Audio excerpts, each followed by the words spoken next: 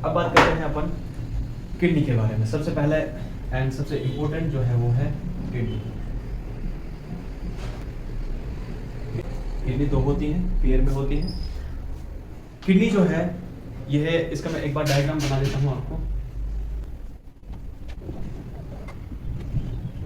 तो इस तरह से हमारी ये किडनी होती है। तो अब बात करते हैं कि अपन किडनी के बारे में। देखिए दोस्तों, किडनी जो होती है यह एक मोस्ट इंपोर्टेंट रूट प्रोवाइड करती है हमारे लिए एक्सक्रेशन के लिए, ड्रग एक्सक्रेशन के लिए।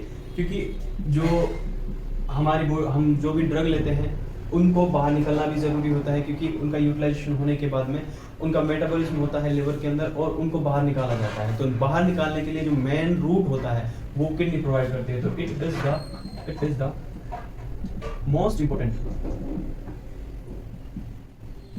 Root of the drug excretion. ठीक है, ड्रग एक्सक्रेशन के लिए मोस्ट इंपोर्टेंट रूट होता है।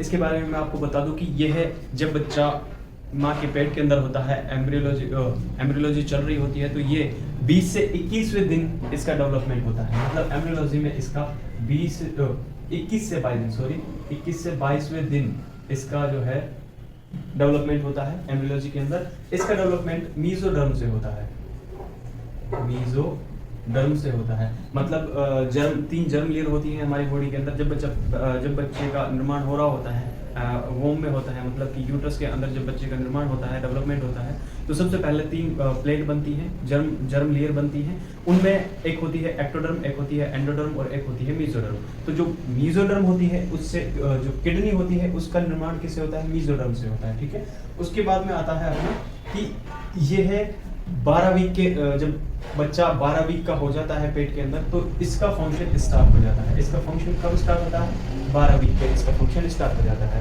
उसके बाद बात करते हैं कि इसकी लोकेशन कहाँ है। तो इसकी लोकेशन ये प्रेजेंट होती है एम्ब्रियोलॉजी की। अगर बात करें अपन पेट के अंदर, एम्ब्रियोलॉजी मतलब जब बच्चा पेट में होता है तो उस टाइम में इसकी जो लोकेशन होती है वो होती है सैक्रम रीजन, सैक्रम रीजन में। बेसिकली हमारे पास 4 रीजन होते हैं: cervical region, thoracic region, lumbar region, sacral region and coccyx. तो ये 4 हमारी जो वर्टिब्रल कॉलम होती है उसके अकॉर्डिंग 4 रीजन होते हैं हमारे बॉडी के अंदर। तो सबसे जो ऊपर वाला होता है, ये जो गर्दन वाला होता है, इसको बोलते हैं अपन सर्वाइकल रीजन। उसके बाद में जो चेस्ट के पीछे होता है इसको बोलते हैं अपन थोरेसिक रीजन, और उसके नीचे ये लंबर रीजन होता है, एंड उसके देन सैक्रल रीजन, एंड उसके बाद में होता है कॉक्सिक्स। तो ये हमारा वर्टिब्रल कॉलम होता है। तो ये जो किडनी होती है सबसे एम्ब्रियोलॉजी के अंदर तो ये होती है कहाँ पे? सैक्रम रीजन में। लेकिन जब अडल्ट हो जाता है, बच्चा बड़ा हो जाता है, तो अडल्ट के अंदर ये कहाँ पे होती है? अडल्ट के अंदर होती है ये लंबर रीजन में, लंबर में आ जाती है। ठीक है, लंबर रीजन मैंने आपको बताया जैसा कि, तो लंबर रीजन में आती है। अब लंबर में भी कहाँ पे होती है? ये होती है T12 से L3। मतलब कि जो थोरेसिक मैंने बताया, थोरेसिक 12 होती है, तो थोरेसिक का जो लास्ट वाला वर्टिब्रा होता है वहां से लेकर जो लंबर होता है, लंबर के 3 लंबर 5 होती है। ये थोरेसिक जो है वो 12 होती है, एंड लंबर जो है ये 5 होती है। ठीक है, तो लंबर के तो ये थोरेसिक के तो लास्ट वाले पार्ट पर, मतलब जैसे ये मान लो ये वाला, ये है हमारा वर्टिब्रल कॉलम। ठीक है, ऐसा मान सकते हैं। इसको मैं रिमूव कर देता हूँ एक बार। माना ये हमारा वर्टिब्रल कॉलम है। ठीक है, यहाँ से यहाँ तक ये सर्वाइकल है, उसके बाद में ये थोरेसिक है, एंड ये हो गया मानो लंबर, एंड यहाँ से यहाँ तक हो गया ये सैक्रम। ठीक है, और ये है कॉक्सिक्स। ठीक है, इस तरह से ये हमारे रीजन हो गए। अब बात करते हैं कि किडनी कहाँ से कहाँ तक होती है। तो किडनी जो है ये यहाँ से होती है, मतलब T12 यहाँ पे होगा। ठीक है, तो यहाँ से लेकर L3 तक, मतलब L1, L2, L3, 4, 5। ठीक है, इस तरह से 5 तक होती है। तो ये 3 है यहाँ पे, तो यहाँ तक, मतलब कि किडनी यहाँ से लेकर और यहाँ तक होगी। इस तरह से मतलब ये T12 से लेकर L3 तक होती है किडनी। ठीक है, इसकी लोकेशन हो गई। अब बात करते हैं कि इसका जो मैचुरेशन होती है, किडनी की मैचुरेशन जो है वो 2 साल में होती है। बच्चा जब पैदा हो जाता है उसके 2 साल पर इसकी मैचुरेशन होती है। मतलब 1 साल पर तो होता है किडनी का एसिडिफिकेशन, 1 साल में होता है एसिडिफिकेशन,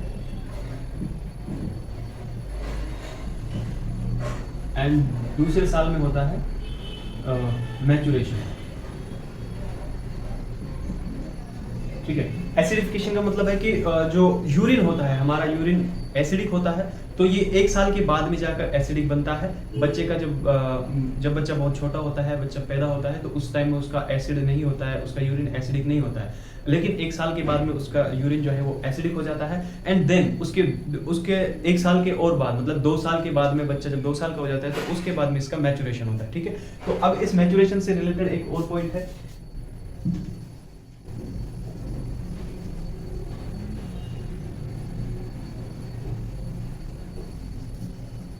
मैचुरेशन से रिलेटेड ये है कि ये जो है मैचुरेशन की वजह से, जब बच्चा, अब मैंने बताया कि जो है ये मैच्योर नहीं होती है किडनी जब बच्चा पैदा होता है, उस टाइम में पूरी तरह से मैच्योर नहीं होती है, जैसे कि हमारी अभी अडल्ट्स की जो है डेवलप हो जाती है किडनी, उस तरह से मैच्योर नहीं होती है। तो उस मैच्योर नहीं होने की वजह से बच्चे का जो फर्स्ट वीक होता है, बच्चे का पैदा होने के बाद में जो फर्स्ट वीक होता है, उस टाइम में 5 से 15% वेट लॉस होता है। मतलब टोटल बॉडी का जो है 5 से 15%, एवरेज में अपन 10% मान सकते हैं, 10% वेट लॉस होता है बच्चे का। ठीक है, 10%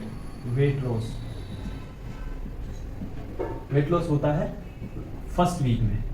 ठीक है, फर्स्ट वीक में बच्चे का 5 से 15%, या फिर एवरेज में अपन 10% मान सकते हैं, इतना बच्चे का वेट लॉस होता है। हालांकि ये वेट दोबारा से रिगेन कर लिया जाता है अगले वीक में ही, लेकिन बच्चे की जो किडनी होती है वो इमेच्योर होती है, इसी की वजह से यहाँ पर ये 5 से 10% बच्चे, 5 से 15% बच्चे का वेट लॉस होता है, देखने को मिलता है।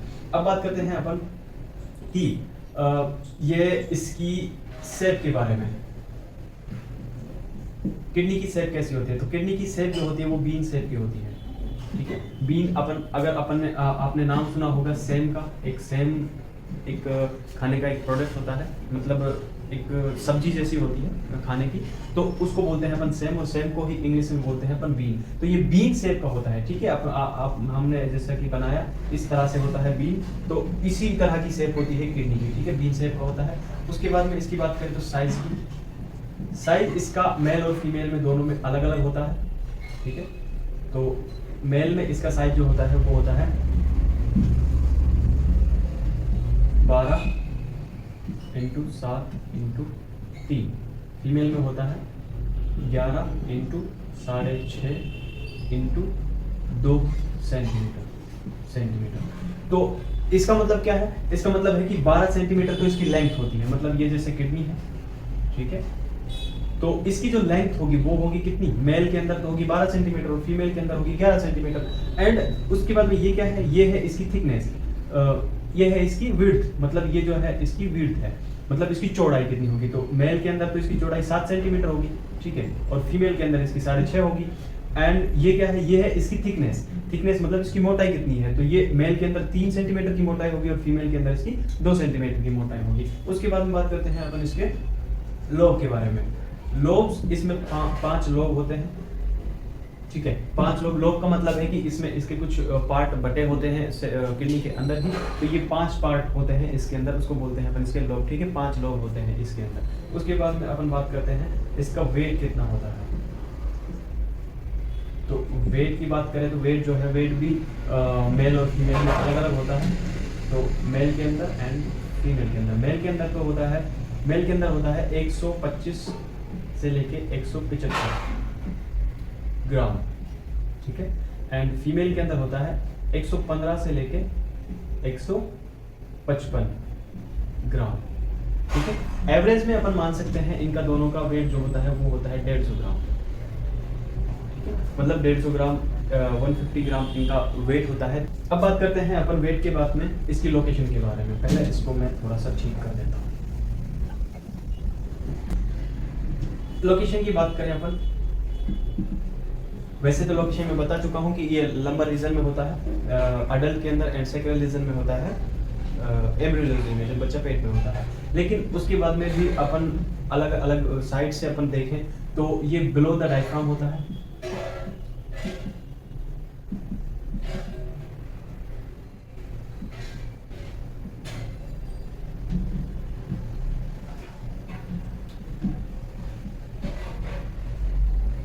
बिलो द डायफ्राम होता है एंड रिट्रोपेरिटोनियम होता है।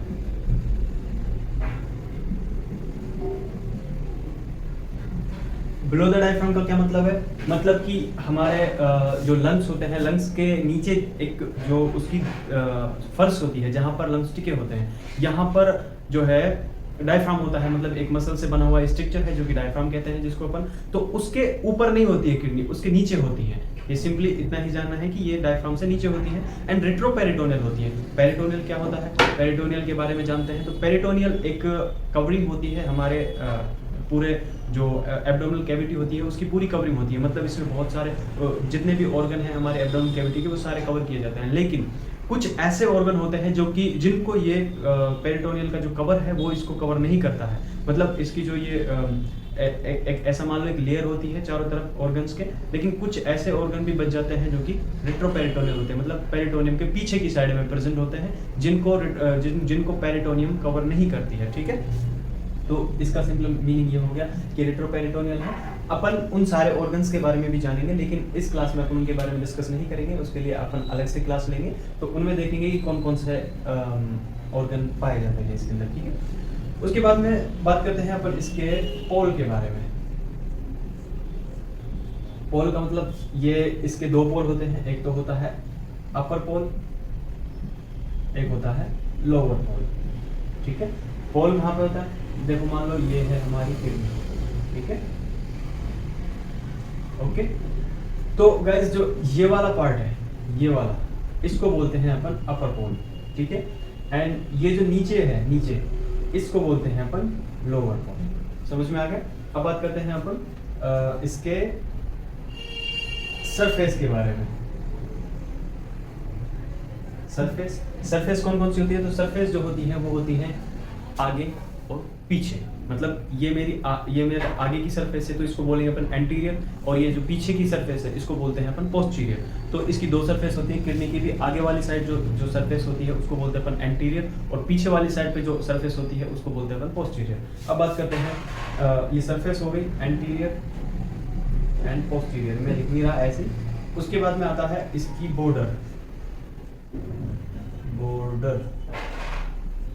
ठीक है। इसकी दो बॉर्डर होती है, बॉर्डर पाकिस्तान की बॉर्डर और हिंदुस्तान की, नहीं वो वाली बॉर्डर नहीं है, इसकी अलग से बॉर्डर होती है, ठीक है। तो देखो इसकी भी दो बॉर्डर होती है, एक होती है अंदर वाली, एक होती है बाहर वाली।